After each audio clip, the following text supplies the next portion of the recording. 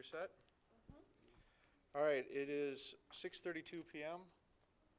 We're going to call to order the town board meeting for the town of Greenville on Monday, July 23rd. And we'd like to stand, face the flag, and do the Pledge of Allegiance to start things off. I pledge allegiance to the flag of the United States of America and to the republic for which it stands, one nation, under God, indivisible, with liberty and justice for all. All right, and then we'll go to our roll call. Starting to my left, Mike Woods. Here. Mark Strobel. Here. Andy Peters. Here. Dean Culbertson. Here. Jack Anderson's here.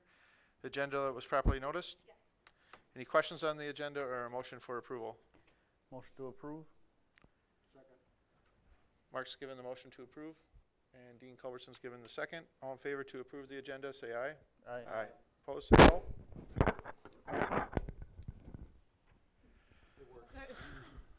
All right, motion carries. The agenda is approved. This moves us on to our public comment forum section. Is there anybody wishing to speak on items not on the agenda? Yeah, if you were wishing to speak. If you're wishing to speak on something that's not on the agenda? Okay. So I just need whoever wants to speak, come forward to the microphone, state your name and address for record. I'll give you a few minutes to speak what you'd like. John Dable, Dable Engineering. I'm representing Dirks and DeWitt regarding Savannah Heights.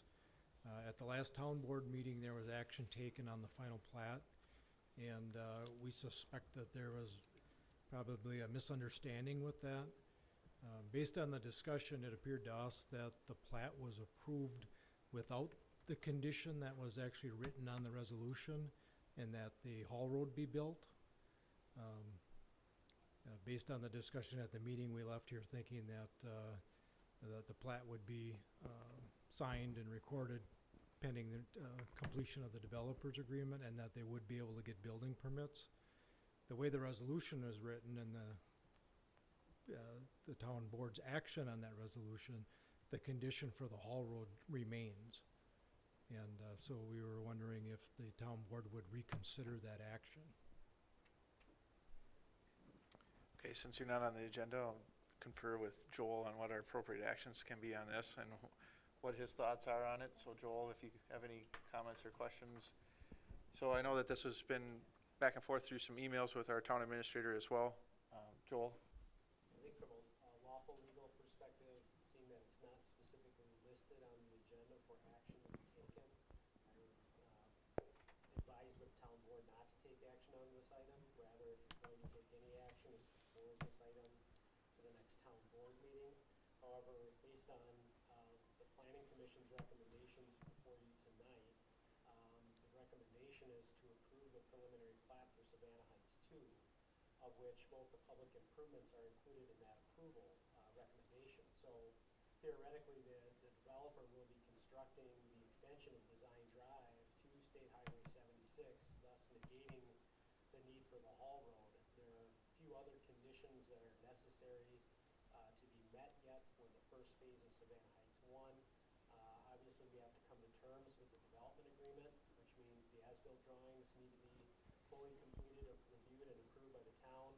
A letter of credit needs to be acquired and supplied to the town in accordance to that development agreement, and that development agreement needs to be recorded. So theoretically, depending on how fast Dirks DeWitt wants to move on Savannah Heights Phase 2, they could have the haul road in place, Design Drive, the extension in place before all those other documents are recorded. So at that point, they would have met the conditions of the resolution regardless. So it's really up to them, depending on how quickly they want to move on finalizing the plat and getting the development agreement recorded, or if they're planning on pushing through and getting phase 2 completed, which they're able to do with the approvals that are before you tonight. It may not be relevant at that point. Go ahead, John, come back up. And the other board members, if you have questions or comments on this, make sure that you speak up.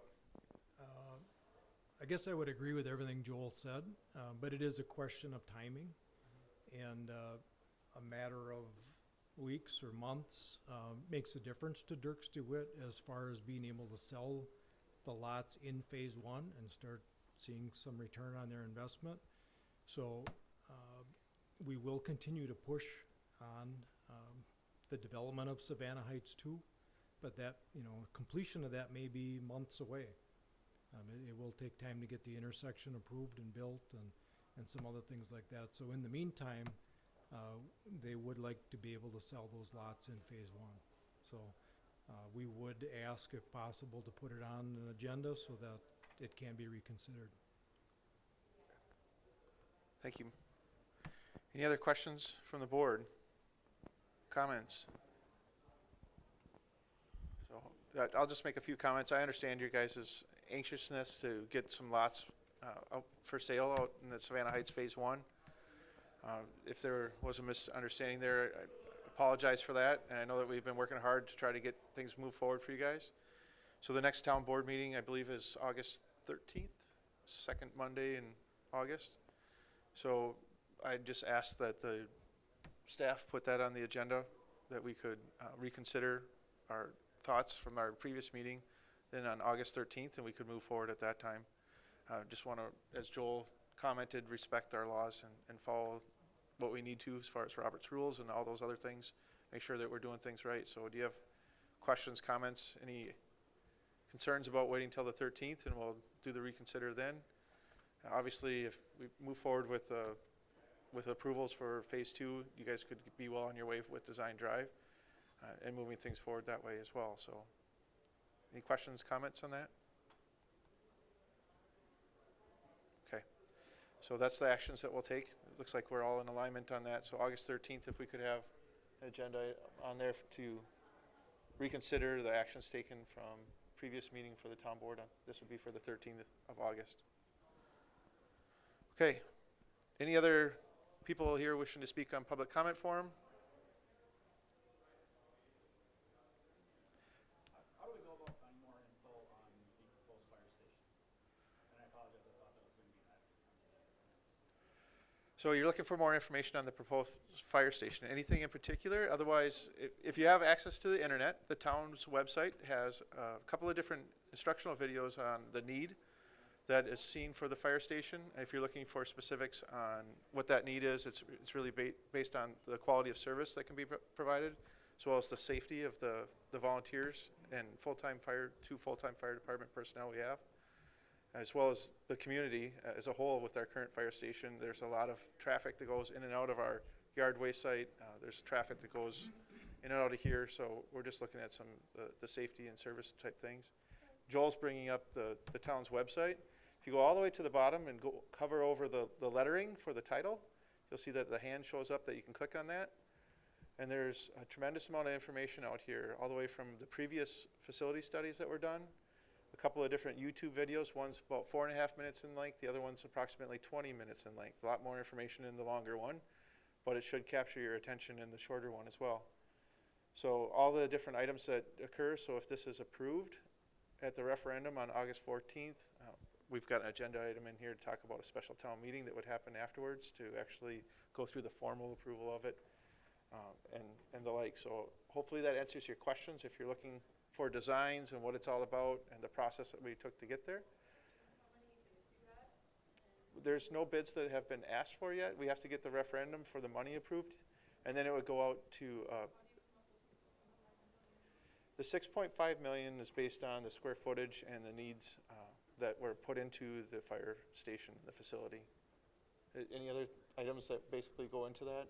We have a design company that's helped us out, take us through this. They've built several of these fire stations. I don't know if I can say hundreds yet, but all around the state and the region that they've helped out with, and so they've helped us come up with that dollar figure not to exceed. Are we planning to become bigger than a township? So that's two different questions, so I'll answer both, or I'll answer that question separately.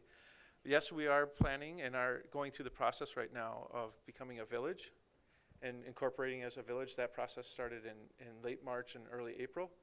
And right now we're at the county circuit court level. I believe our hearing for that is the 23rd of August? 29th of August, sorry. Late August, we'll be meeting on that, and if it passes the county circuit court level, which they're really just looking at, have we met the preliminary requirements and everything that follows that. And then that goes on to the state level and the Department of Administration. Usually takes a minimal of 6 months at that level, probably closer to 9 or 12 months at the state, before it would come back to the county circuit court judge. That judge would review everything that the state found. All our neighbors would have a chance to speak up at the state level if they had any issues with what was going on and what their concerns might be. If the state approves it, it would go back to the county circuit court judge, and then that judge would request and require a referendum be held in Greenville to become a village. So are we looking at being more than just a township? Yes. And the reason behind that, from the board standpoint, I hope I can speak for all, but if I'm speaking correctly for any of you, let me know. We currently provide all the services to the town of Greenville that we would be required to as a village. So we're paying for 100% of the services required of a village without getting the benefits of a village. So that's, in a nutshell, a very good reason to be moving forward, because those benefits have a lot of financial positives for the community.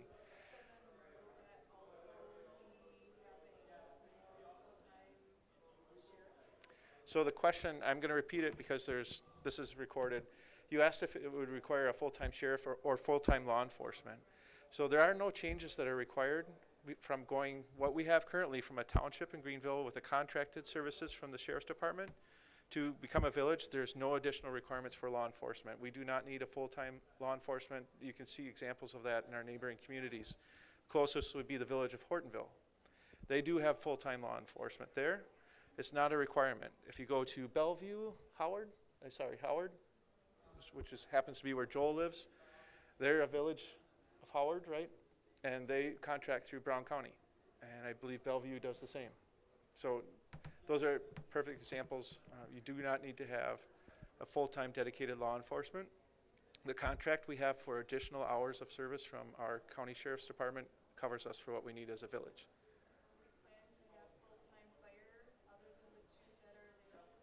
So currently the needs of the community do not merit an additional staff as far as full-time staff, but that doesn't mean we might not need those in the future. So the fire department, so to answer kind of two questions there in one, the fire department and the fire safety building that's being proposed does have that forward thinking in mind. So I don't know if Joel can bring up the design that's in there, but if you looked at the floor plans that are put forward, and going from memory, there's two pieces of that proposed floor plan that are future forward thinking. And one will be green in color, which is kind of a dormitory area and a kitchen and dining area that would be utilized there in the lower right by full-time fire department in the future. We do not plan initially, as far as the facility committee and what they're recommending, to build the interior walls, but we have recommended to build that exterior walls. And the reason for that, if you didn't do that now, you would be building the exterior walls around that purple area, and then in the future building a second exterior wall, which is your expensive wall, around that green area. So the other part that is the forward thinking portion is to the left-hand portion of what you're seeing on the screen in that orange. So that's an additional bay for the fire apparatus. So if we want to expand in the future, there is room for expansion there for an additional bay for fire apparatus. And it would come forward, through the design process and the bids that would come up in our calendar of plans. Do we want to do that right away? Do we want to do that in the future? Basically, the cost of doing that is pretty minimal if you look at what construction costs are today.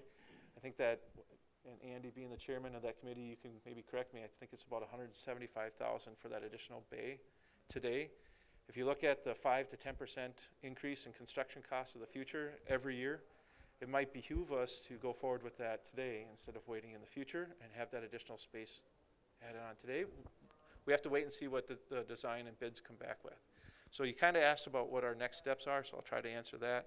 We need to go through the referendum. We need to have the special town meeting that will approve this. Then in September, October, November, we'll go through the formal bidding process to go through a formal design. This is just a preliminary design. There's nothing formal about this yet today. We'll need to go through those formal designs and those bids with different contractors that have the capabilities of performing this. The winner of the bid then would be awarded the contract, and we'd go through and start construction possibly late winter, early spring of 2019. With the construction taking up to a year, we wouldn't see occupying that until early spring 2020. So this is important questions that it's being recorded, so I'll let you keep going. So, if you're not going to finish off that dormitory area, does that 6.5 million include finishing that, or is that going to be is that gonna cost more after that? The estimates that were given were for not finishing that area, to the best of my knowledge. Dean, Andy, that are on the facility committee? They're confirming, correct. Where is this going to be located? So the location of this is on the northwest corner of Municipal Drive and Parkview Drive. Where that old flower shop? Where the flower shop used to be, the farmer's market currently is held every Wednesday, correct. So that location was chosen based on a number of different metrics that were gathered and put into a study basically for what's the best location for this. Based on the current development areas within town, we have 3 different tiers of development from our current comprehensive plan. So based on not only the development areas, the current population, the current call volumes and where they're located, and a number of other things, this location is about 1.5 blocks of what the ideal location for the fire station is. That 1.5 blocks would be to the west of what the proposed location is. This, that's basically as the crow flies, as people say, that would be the ideal location. But because this is closer to some of the major corridors and access for emergency crews as they respond to incidents, this is much more ideal than the middle of a residential neighborhood. So always appreciate your questions. Those are good ones. Do you have any others? Okay, I encourage you to go out to the town's website and go all the way to the bottom of that homepage. You'll see our current news items are out there, and just hover over the area for the fire station and the heading for that. There's a lot more information out there that you can educate yourself on this. There's also, I believe there's one more opportunity for an informational meeting coming up in August. What is the date of that, Joel? It should be Thursday, August 9th. Thursday, August 9th. 6 p.m. It'll be at the existing fire station, so we'll essentially be going through one of the presentations that are found online, answering any questions that you might have after the presentation, and then there'll also be an open house at the existing station, so you can see firsthand some of the deficiencies that station has. In addition to that, the benefit of relocating the fire station opens up additional opportunities for public works. Right now we have equipment and vehicles in our public works garage that are parked 3 or 4 deep inside the garage, so the existing station will actually get repurposed and be used for public work. So some of our smaller equipment, lawnmowers, pickup trucks, skid steers, things like that, they'll get moved into the old fire station, and that'll be utilized for public works storage as well. Also, just a note, when you walk into this room here, there's a poster board of the proposed fire station and a flyer that's next to it. That flyer has the website and all the information that was described tonight as well. Okay. If you have more questions beyond this evening, no, you're good. If you have more questions beyond this evening, Joel's a really good resource to contact. If you aren't able to make the August 9th meeting and like to have a tour of the station, feel free to contact our full-time firefighters. And I know that they've opened up the facility to others in the past that haven't been able to make those events. So, yeah, yep, absolutely. So there's been a lot of questions. Something you didn't ask is, why the material? Why are we building it out of mortar and bricks instead of steel? There's a great number of reasons for that. Longevity of what we plan for the lifetime of that fire station is one, but the cost of steel is going up. Brick and mortar is probably the best way to go. I've somewhat jokingly said we're acting somewhat like the Three Little Pigs. We're not going to build it out of straw and sticks. We want it to last for a while, so we're going to build it out of bricks. Yep, good questions. Feel free to stick around. There's another presentation, the one that you might have been expecting on the assessment process that Joel's going to be giving. So if you're a resident, you might want to stick around and educate yourself on what it means on assessments and levies and tax rates. So we are still in the public comment forum section. Is there anybody else wishing to speak? Questions, comments? Since there are none, I'm going to make a motion to close the public comment forum section. Needs a second. Second. Andy Peters has given the second. So let's go forward with our vote. All in favor to close public comment forum, say aye. Aye. Opposed, say no. Public comment forum section is closed. Moves us to the consent agenda. There's one item in the consent agenda under the operator's licenses I'd like to have removed. That would be the operator's license for Aubrey Wenzel. She'd like to be present and talk with the town board at the next meeting, so I'd like to table that until our next discussion. That has two different operator's licenses left. One would be for Christina Jolie-Ann and Kubrecki and Renee Lefleur-Lynn. So those two are still on our consent agenda. Any questions on those, or I need a motion?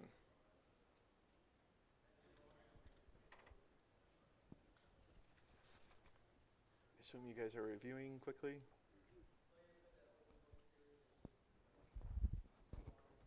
Looking for a motion? I am. I'll give that motion. Dean's given a motion to approve the consent agenda. Second. Mark Strobel's given the second. Any other questions or comments? Once again, the one operator's license has been removed for Aubrey Wenzel. Will come up on our next meeting. The other two remain, and Dean's given a motion to approve the consent agenda containing those operator licenses. Mark's given the second. We'll go forward with our vote. All in favor to approve the consent agenda, say aye. Aye. Opposed, say no. Consent agenda is approved. Item 6 is not necessary. Item 7 takes us through our new business. 7A1 is to consider, discuss, and act on Resolution 2318 for the Mayflower Storage Condo Plat. Any questions on this? I have one. Go ahead, Mr. Woods. The pond that's constructed there on that site for the last 3-4 years been leaking. I don't know if that has been repaired yet. But if you look on, page 5, look at the map. You can see on the east side of the road from the pond, you can see the wetness in that field. And every time it was raining, that pond was supposed to hold water and it hasn't. And the water comes, it's in that east field, the water's bubbling right out of the ground from that pond. I don't know, Chris Pagels is working on that. I don't know if they've taken care of that. Ryan and I can talk with Chris and have him take a look. But he knows, he's been made aware of it's leaking too. Do you have concerns about approving this until that pond is Well, corrected? I know they were working on it, but I don't know if it's been taken care of. It's been over 2 years. And the property is under new ownership and control. The original property owner when this project was originally approved a number of years ago has since passed away. So the gentleman, Mr. Rayner, that was here this evening is new part of the new partnership for that property. So they have been, like I said, he is here, came tonight to have it addressed and have the plat approved. He's going through the proper channels. So we can, talk with Chris and have a Great. to that. Yeah, I don't have a problem approving it, just, they have to keep working on it somehow. He was talking about putting a different liner in or something. Is this pond sized for future development? To my understanding, it's been sized for what's been approved so far. So what's being built and what's being proposed for the future has been, the pond's been appropriately sized for. I know if we get a big storm, 2-3 inch rain, that pond is full. Sure. I mean, I don't know the engineering behind it, but I would assume that it's been designed appropriately for our ordinances. And that's something that the town had approved previously. So whether our ordinances at that time were Yeah. different than they are now, I can't speak It's to. probably not big enough for future development, right? I mean, if you look at you go down and look at the plat, what they plan on doing. Right, the original preliminary design that was developed, has been sized for. Now, I know that there has been talk about further west of kind of a Right. second edition. Whether or not that has been, engineered for, that I don't know. But obviously, that's something, if they do come forward with wanting to develop, would have to come back to the planning commission and town board for approval, and engineering would have to be evaluated to make sure that the pond is sized appropriately, or if additional stormwater facilities are required. 'Cause it looks like they might double it if they would. Correct. Right. That's all I have on that. So Michael, it looks like Mr. Woods would just like you to put note on this parcel that for expansion to the west, as they're noting, they might wanna look at this, that stormwater pond. Really make some considerations there with Mr. Pagels, our stormwater superintendent. Okay, any other questions or comments on this, or is there a motion? Do we need to table this until we get the No, question answered that if that pond is sized for this entire development? Well, it's been sized for the portion that's being addressed this evening, and the rest of this eastern portion, that second section to the west of it, we don't know, and it's not being considered for development at this time. So when that does come through, if it comes through, we would then require that engineering be provided along with stormwater calculations to determine if the pond's been sized appropriately or if additional facilities are required. So this pond has been sized for this parcel. Correct. And what they're asking for today. Okay. No, that works. Yeah, he's got it, Mike. but not this whole parcel. No, that matches, Mike. It's not approved. Right. Okay. Any other questions or comments or a motion? I'll make a motion to approve resolution 2318. Okay, I'm lost here, Mike. You're saying that this portion here is not part, or is not included in the sizing of this pond? Well, that's No, no, what no. he's coming, You gotta go to the last page for this agenda item. Keep going down, Mark. That one. See the area to the left? yeah, that's a different parcel. Right. This is the parcel, the entire parcel that we're looking at now. What I'm asking is, in the red here, Mike is saying that, if I'm correct here, is stating that this was not part of the pond equation. All right, so what they're talking about, Michael, just so that you can stay in. I'm pulling it up. Okay. They're actually looking at the colored map with the red boundary lines. Sure. Is that the first phase yet? Yes, everything in red is what's on the plat that's before this evening. So phase, everything in red has already been approved.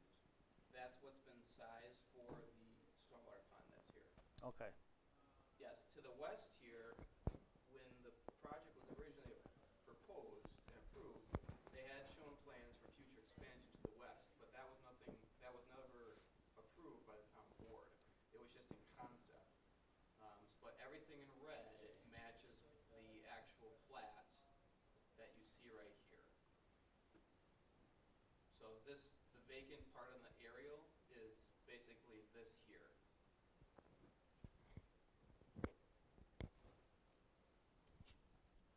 All right, answer your question? So they're almost gonna double buildings then, huh? That's what they're asking for, that's what it appears. Maybe not the number of buildings, depending on the size of the buildings, but the land space being occupied is almost double. Yeah, I mean, tonight, they're requesting an additional 6 units to be able to be constructed. Okay. But all of this has already been approved in the past. Again, the only reason that they're coming back this evening is because of the changes to those couple buildings that they built recently. And then because of that, they've had to subsequently shift everything and resize the units. But like the gentleman explained this evening, they're probably gonna lose 1 unit in each of those, the northern row and the southern row, because of the change in the unit sizes.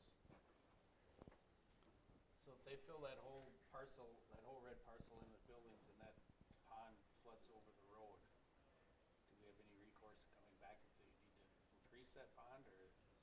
I mean, it was approved as whatever the Right. ordinance requirements were at the time, so, I mean, obviously ordinances change, and I'll give you an example, when I worked in Illinois, they had very different, stormwater ordinance requirements before 1996. In 1996, they had their flood of record, and because of that, major rain event, they went back and reevaluated their stormwater ordinance requirements and really increased and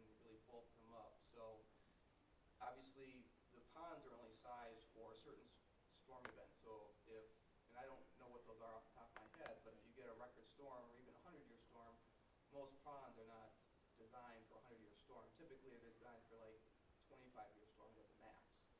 And then that's just what happens because realistically, you don't know what the next storm record's going to be, so you can't really anticipate how to design those ponds for every storm event that could occur. In theory, Mike, too, the pond should be designed to meet a certain specific design standard or specification or performance standard. So if that pond is no longer meeting those performance standards or expectations, and let's say it does flood out on a 25-year event when it's designed to handle that, then yes, obviously through the platting process, we have the ability as a condition of the plat recording that pond get reconstructed, if you will, or maintained in order to meet the design specifications or the performance standards that are established by the ordinance. Okay. Mr. Culberson, you had a question or comment? Question, or maybe it's a comment. We don't require a 100-year storm facility, we require a 25-year storm facility, correct? I don't know the specific, I don't know if Brian can answer the specifics on that. 25 years. Yeah, so. I would double check with Chris, but that's my understanding. That's my understanding No. also. There are a few exceptions to that. I know some of our regional ponds, they require more, but these that are in, But based But on that's ordinance one parcel. or state law, this is only a 25-year, correct? I don't know, I can't speak to the engineering of the pond. I don't know for sure. I would have to reach out to Chris. It's his specialty. There are some very specific examples in the town where a 100-year event needed to be designed. Towering Pines, the Savannah Heights Regional Pond, that is a very good example where it was required that pond be designed for a 100-year event. So there's, again, performance standards based on the amount of impervious area that pond is treating, the peak flows that are entering into that pond, and then also the outlet of that pond and the impacts that downstream effect is going to dictate the performance standard of that pond. In that particular case, they required a 100-year event. In this case, if the outfall is to a different area, the requirement may be a little different. There's a model that is used, and that's what's determining that event. Thank you. Does that sound about right, John? any other questions or comments? All right, we do have a motion that's on the table from Mr. Woods that was to approve this resolution 23-18 for the Mayflower Storage Condo Plat. Is there a second? I'll second it. Andy Peters has given a second. Any other questions or comments? All right, we're going to go forward with our vote on agenda item 7A1. This is for approval of resolution 2318 and the Mayflower Storage Condo Plat. All in favor, say aye. Aye. Opposed, say no. Motion carries. 7A1 is approved. 7A2, consider to discuss act on resolution 29-18. This is the CSM for Island Road. Any questions, comments, or motion? I have a question. Go ahead. In front of the map I see, I know that's difficult to tell, but it looks like it's cutting that one shed, a corner of it off. Is that just, can somebody tell me that that's not true? I'm looking at the aerial picture. The aerial? Yeah. Looks like it catches, do you explode that a little bit? That is true, because the owner told me tonight that part of the shed is on a separate parcel, the other parcel. Is that an issue? Well, That's why we're combining the combining. lot, and that's one of the reasons why they're they're combining, doing not combination. separating. So that center red line would go away. Yeah, it was a problem. Yeah, it will be no more. Somebody must not have, got a surveyor, huh? Can't speak to that. Thank you. So anybody willing to make a motion? Make a motion to approve resolution 2918. I'll give a second. Any other questions or comments? Motion's been given to approved resolution 2918. Let's go forward with our vote. All in favor, say aye. Aye. Opposed, say no. The motion carries. 7A2 is approved. 7A3, consider, discuss, act on resolution 24-18, rezoning of Savannah Heights Phase 2. This is from general agricultural to an R1 single-family residential district. Questions, comments, or a motion?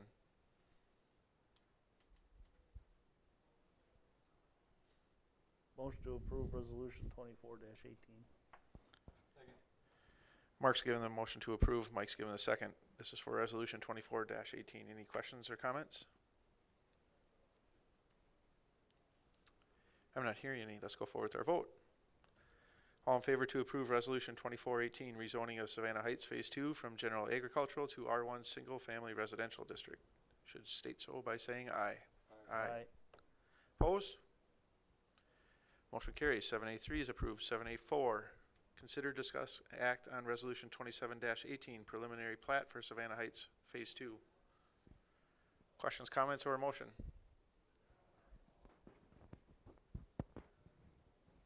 Motion to approve resolution 2718. Second. Mike Woods has given the motion to approve 2718. Dean Culbertson's given a second. Questions or comments? Not hearing any. Let's go forward with our vote. All in favor to approve resolution 2718, state so by saying aye. Aye. Opposed, say no. Motion carries. 7A4 is approved. 7A5, consider, discuss, act on resolution 28-18. This is the public improvement plans for Savannah Heights Phase 2.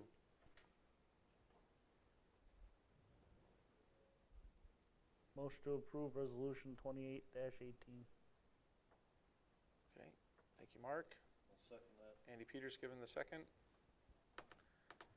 Questions or comments? Since there's none, let's go forward with our vote. All in favor to approve resolution 28-18, public improvement plans for Savannah Heights Phase 2, please state so by saying aye. Aye. Opposed, say no. 7A5 is approved. Motion carries. That takes us down to our item 7B. This is discussion and possible action around the 2018 town revaluation process and public information. Joel's going to give us a presentation on what this is all about. I've also asked Joel to have this on the agenda beyond just the presentation. Curious if the board feels like we should be doing any additional communication beyond what we're doing tonight. Joel's got this presentation that he's doing. We're going to do a Facebook live stream of this so that those that aren't in attendance can watch it either live or they can watch it afterwards. Is it necessary for an education material to go out to our town community members, those that live in town and the businesses, on their reevaluation process through a postal mail?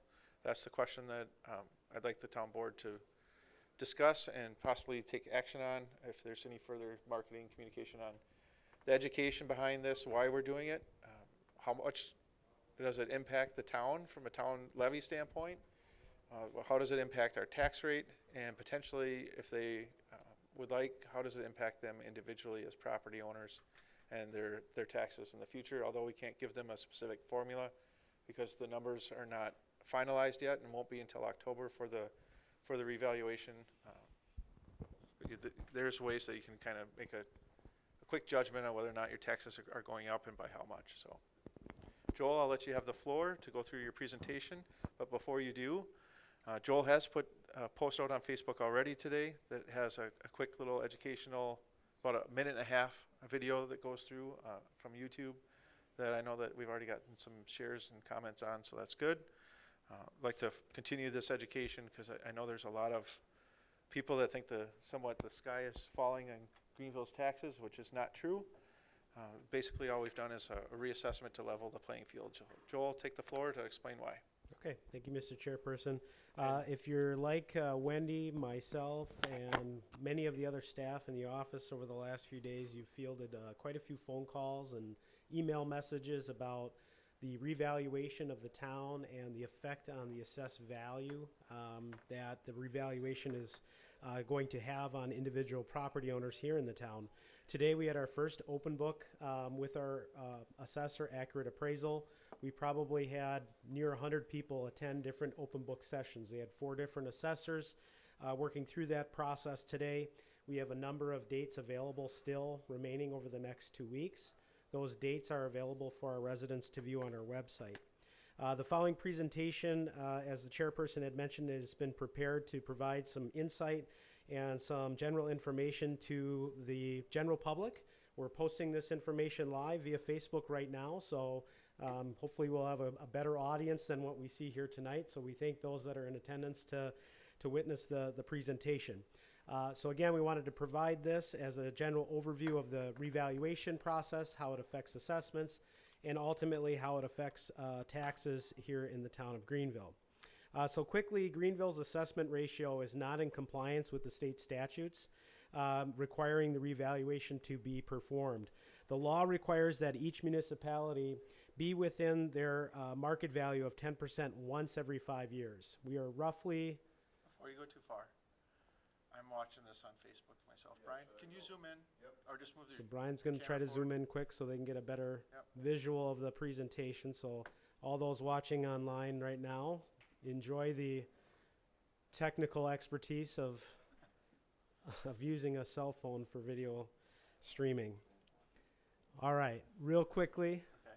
Then before you proceed, Joel, I will let you have the floor in a second, but for those that can't see this on Facebook Live, do note that this is and will be available on the town's website. So go ahead, Joel. Yep, we have posted this presentation on our website currently, and it was posted earlier today on Facebook as well, so you can download the slideshow at your convenience. Again, the Greenville's assessment ratio was not in compliance with state statutes. That really precipitated the need to do the revaluation. The law requires municipalities to be within 10% of their market value every 5 years. The town's assessment ratio at the end of 2017 was 85.98%, so we're well over that 10% value. The assessment ratio is the relationship between the total assessed value of the town and the statutory valuation standard, or the fair market value. Ideally, you want to be as close as possible to 100%. We are more than 15% undervalued in accordance to that ratio.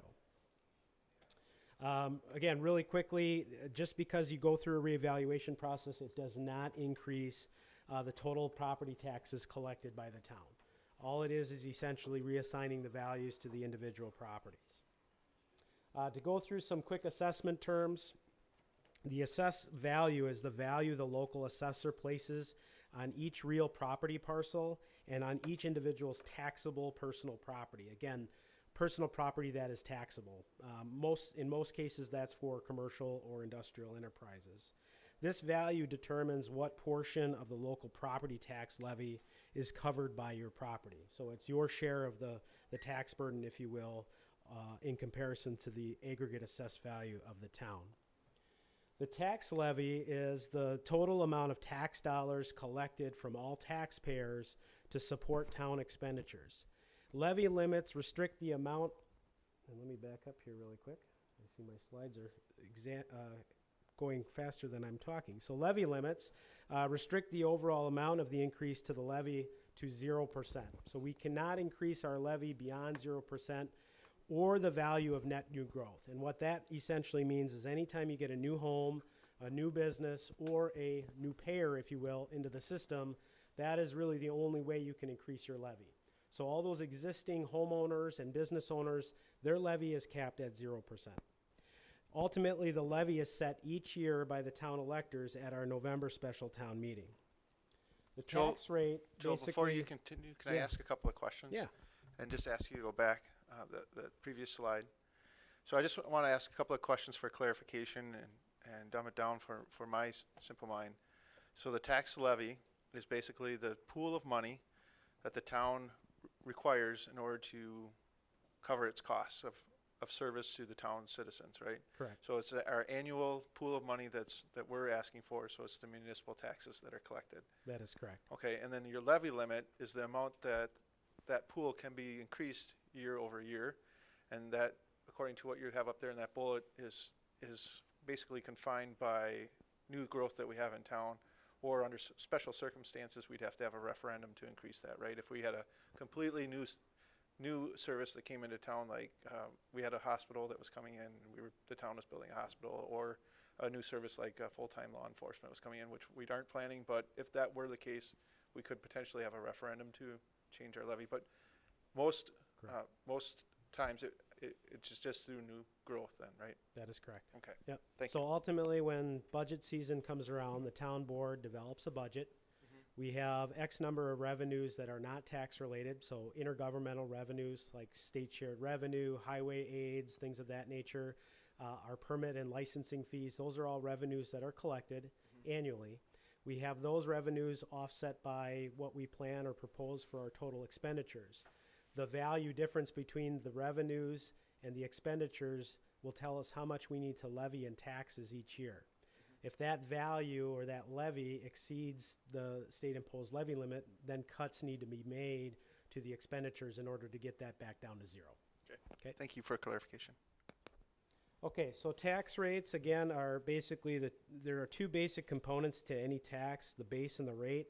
So multiplying the base times the tax rate determines the tax amount. So if you take your assessed value, multiply it by the tax rate, that determines the value that you will owe in taxes annually to the various taxing jurisdictions, one of which includes the town. From the town's perspective, the base is the value of all taxable property. So what we call aggregate assessed value or total assessed value in the town. We take that and we divide that into the levy. That determines the rate that then we charge to the individual property owners. The tax rate, again, is the rate that's necessary to raise sufficient money from the property tax to meet the levy. So we know the total levy, we know the total assessed value in the town. We divide the assessment into the levy, that gives us the rate. That rate then is applied to the individual assessed values in order to meet that levy. Okay, this is a graph or a basic formula of that process. So again, the municipal assessed value is divided into the town's total levy, and that gives us that tax rate. That tax rate is often referred to as the dollar per $1,000 of assessed value. Note during a revaluation, the tax levy does not increase. Okay, that is again set by the town electors every November, and the state has imposed levy limits. So there's no increase to that regardless of an increase in assessed value. Ultimately, when your assessed value increases, your tax rate decreases based on that general formula, right? The larger the denominator, the lower the rate that then gets formulated. To give you a specific example, in 2017, our total aggregate assessed value in the town of Greenville was $1.1 billion roughly.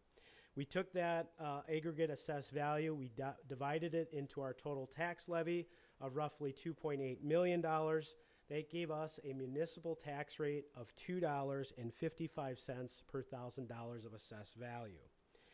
Moving forward, taking the information that the assessor has provided us, and again, this information is estimated only. The assessment roll still needs to be finalized, and these numbers need to be ratified. But ultimately, this is kind of where we are thinking we may end up at the end of this revaluation process. You can see here the estimated assessed value after the revaluation for the town is roughly $1.2 billion, nearly $1.3 billion. Again, the tax levy does not increase as a result of the revaluation.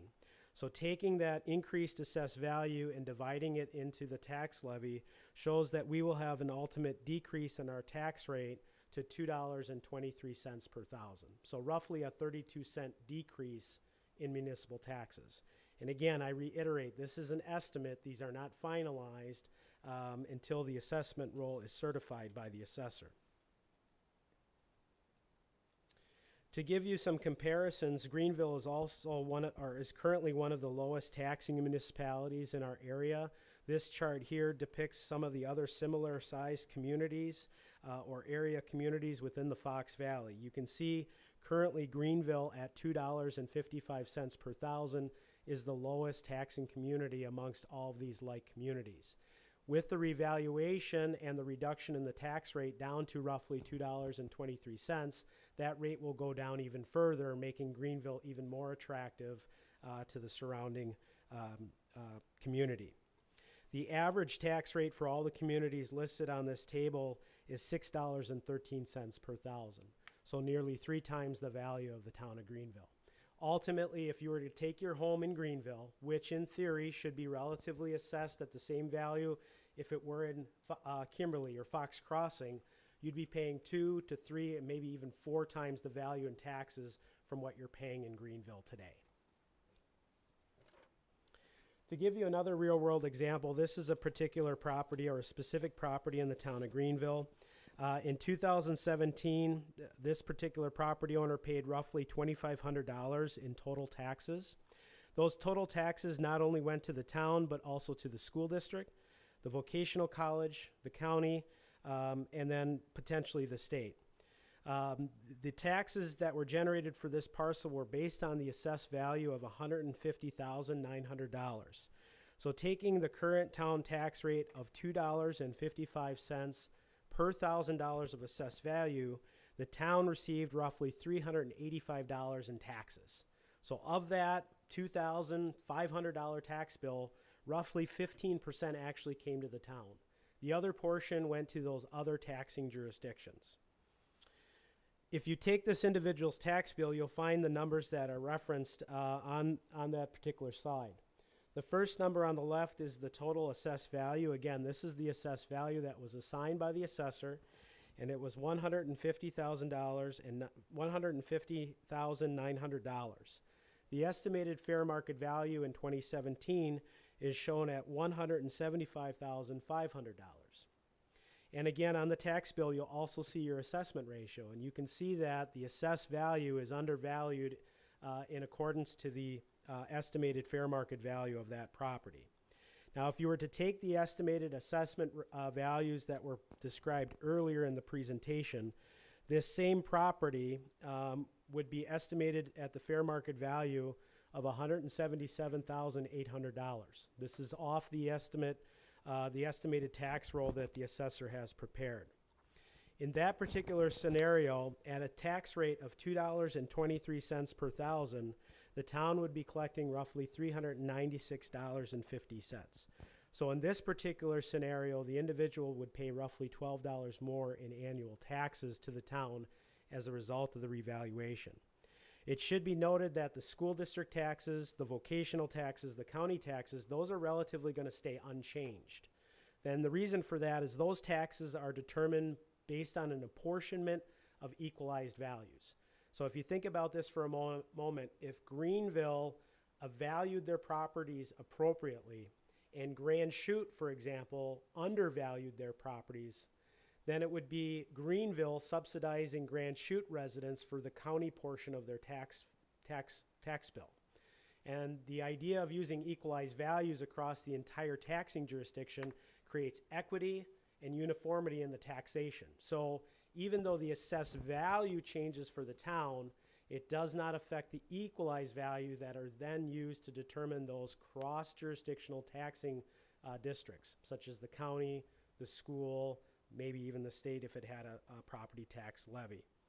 So again, the point should be made here, the reason why this individual property owner likely saw a minor increase in taxes is that the value at 159 was assigned in 2006 during that last revaluation. This particular homeowner probably did not have a recent sale, didn't have any improvements that were modified in the home necessitating a revaluation. So that assessment really is old and it hasn't been updated in over 12 years. So in theory, that property owner has been subsidized by other property owners in the town in providing their fair share of the portion of the property tax here in the town of Greenville. So again, just to kind of give you a side-by-side comparison, again, before revaluation, the assessed value roughly $151,000. Their estimated town tax was $384. Under the estimated revised assessed value, they'd be looking at roughly a $396 town tax bill. So again, roughly about a $12 difference between the two. Now, to give you another example, again, you can see the different values highlighting here.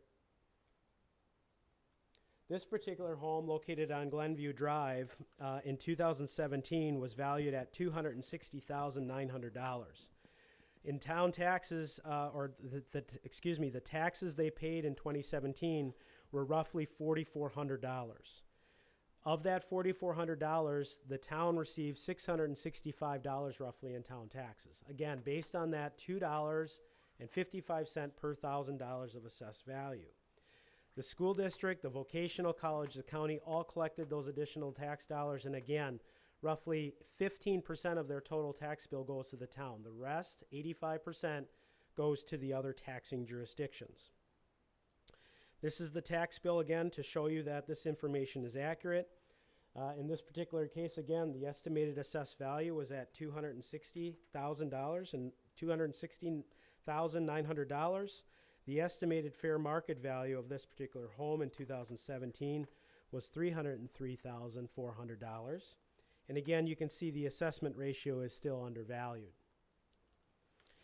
Now, to give you the example here in this particular case, the tax breakdown, if we were to use the estimated assessed value on Glenview Drive, according to the estimated tax roll from the assessor, the estimated fair market value of this price is $270,800. The taxes to be paid at that value roughly equate to $4,343. The town would receive of that value $603 in town taxes. Again, school district, county, and vocational taxes would be relatively the same and unchanged because of the apportionment of equalized value. So in this particular case, this property owner will see a tax deduction of roughly $66 on their total tax bill. And this is, again, a side-by-side comparison of the two assessments and tax bills should the revaluation be completed and certified. So in this case, how did this particular property owner see a deduction? Well, this home is obviously built after 2006. So in that particular case, the assessed value of the home more accurately reflected the market value at the time of construction. And so in that case, the assessment again was closer to market valuation. And so because of that, they were likely not subsidized by other taxpayers, but rather they were subsidizing others over that course of that period of time since they constructed. So not every homeowner will see an increase and not every homeowner will see a decrease. Ultimately, any changes to the tax amount or liability that an individual property owner may have will be nominal, if you will. There will be no change or small changes to that. I want to point out that through this process that many residents are looking at their assessed value and they will say, well, my assessed value went up 20%. My taxes are going up 20%. That is not true. That is not the case, as you can see through these examples, for two reasons. One, the entire town is being revaluated, so everyone's assessed value is generally increasing. That increases the base as a whole, which then ultimately reduces that rate that then is applied to your individual assessed value. Also tied to that is that the assessed value has the largest impact on the town portion of taxes. Again, it does not have an impact, a great impact, to the portion of taxes that make up the predominant majority of what you pay. School taxes, county taxes, vocational taxes. So because the value of the tax bill that the town actually collects at only being 15%, it's a smaller dollar amount, so those increases are much smaller and nominal. So residents that are concerned that they have to escrow another $1,200, $2,000, $3,000 for tax purposes is unfounded. In most cases, again, those changes will be nominal, and in many cases, changes in tax levy from these other jurisdictions may end up reducing the tax burden even further for those individual property owners. This same rule that we talked about before, as far as figuring out how much this is going to cost you, can be also applied to the fire and safety building. It's essentially the same process. So when we determine the tax impact for the fire and safety building, we do that by showing that we have an increase in municipal assessed value. So the increase in the assessed value went up. We divide that into the cost of the referendum, and then ultimately what that does, as we increase the assessed value, we have a lower impact on the tax rate as a result of that increase in the assessed value. So again, because homeowners see their tax assessment value increasing 20% or greater, that doesn't necessarily mean that they're going to see a greater impact as a result of their general property taxes or the impact to their taxes paid for a successful referendum. Ultimately, I do want to encourage residents to go to our website. Otherwise, the presentation has some very important links here. The most important document that property owners can find is the Department of Revenue's Guide for Property Owners. Again, the link is provided in the PowerPoint presentation. This provides a full set of details as far as the assessment process, the valuation process, open book, board of review, the process to appeal an assessment, so on and so forth. If individual property owners have questions about their assessment or the values or where they were found, they should contact Accurate Appraisal as our town's assessor. The assessor, again, determines the assessed value. Town board, town staff, general residents, we do not decide what that assessed value is. The assessor determines those values based on the Wisconsin Department of Revenue's manual for assessment. If individuals have questions or concerns about taxes, the tax rates, levies, or the impact that the proposed fire and safety building have, they can certainly reach out to myself as town administrator. Again, my contact information is in the PowerPoint presentation as well. So with that, I'll answer any questions that the board has. I know we have a member of the public here with us this evening, so I'd certainly entertain any questions that they have as well. Sir, or any others, do you have questions at all for our town administrator on